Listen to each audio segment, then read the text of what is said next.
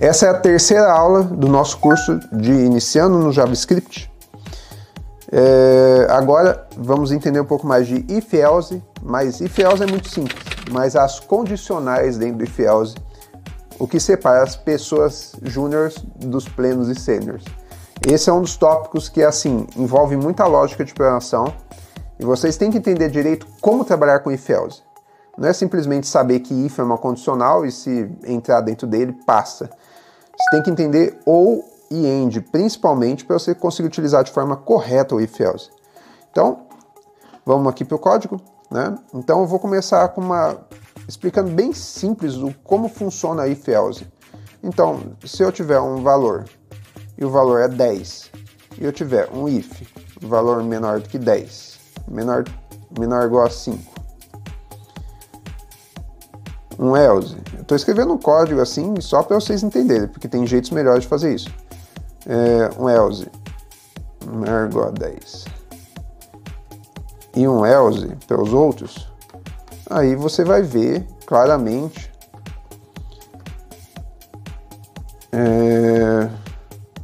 caso 1, caso 2, caso 3. Você vai ver claramente que ele vai cair no caso 2.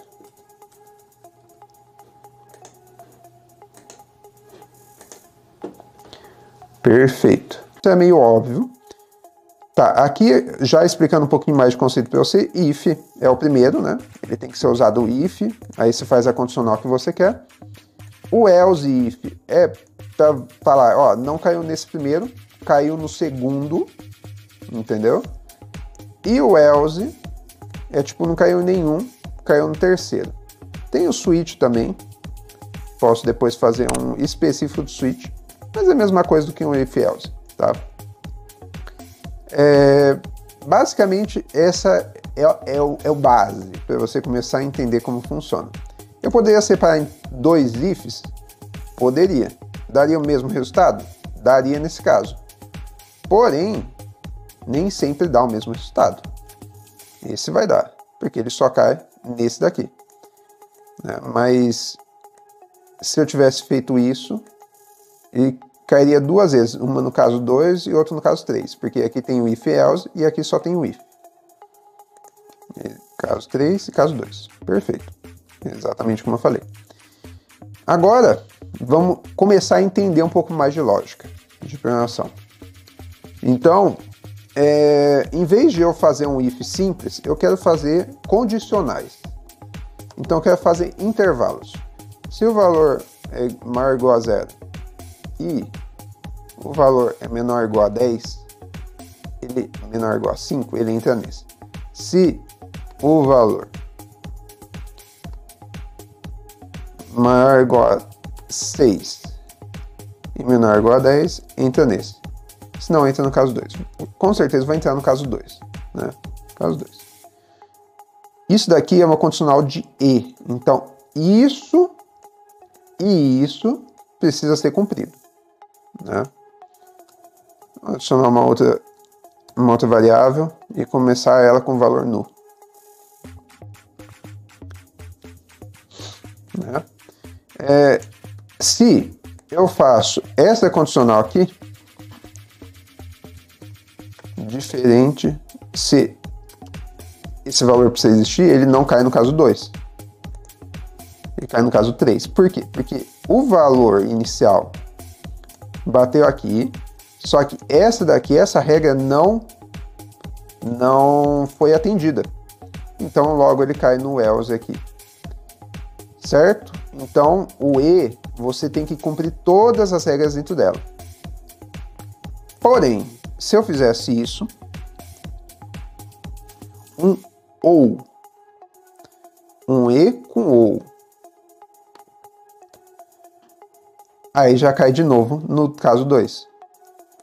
Por que cai no caso 2? Porque aqui a gente tem essa regra precisa ser atendida ou essa precisa ser atendida. Isso é importante vocês entenderem que quando a gente coloca um ou, a gente tem que entrelaçar eles com parênteses, que daí você separa exatamente, ó, esse é o bloco inicial e esse é o bloco secundário. beleza? Se eu tiro parênteses, aí vira uma salada de fruta isso aqui. Aí realmente vira uma salada de fruta esse negócio. Ele ainda cai no caso 2, mas não façam isso, tá? Isso daqui é assim, é pedir para ter bug no código. Então, assim, sempre envolvam com parênteses suas condicionais quando você utiliza ou. O e não precisa, né? Só que tem muitos jeitos melhores de fazer isso. Então esse é o jeito ruim. A gente poderia fazer um outro jeito, né? Por exemplo, a gente poderia fazer um ternário. Então, eu quero dar um alert, mas eu quero dar um alert se o valor for menor ou igual a 5.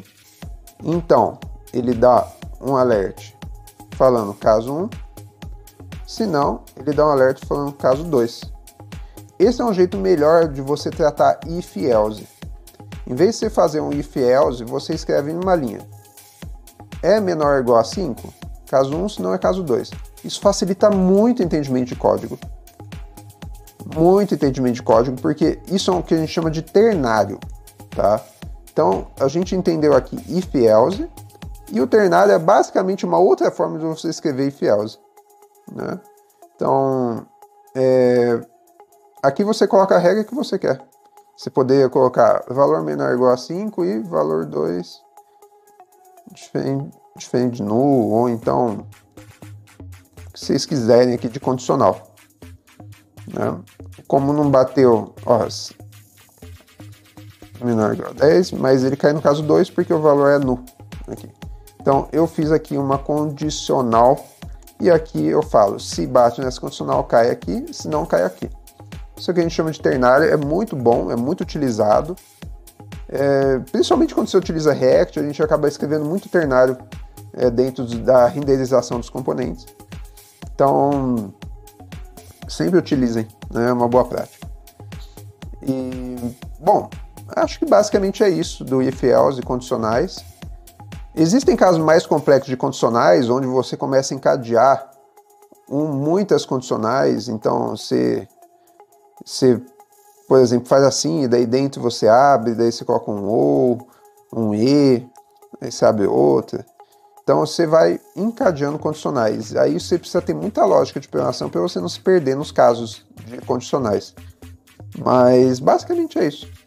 If else, e também falei um pouco de ternário.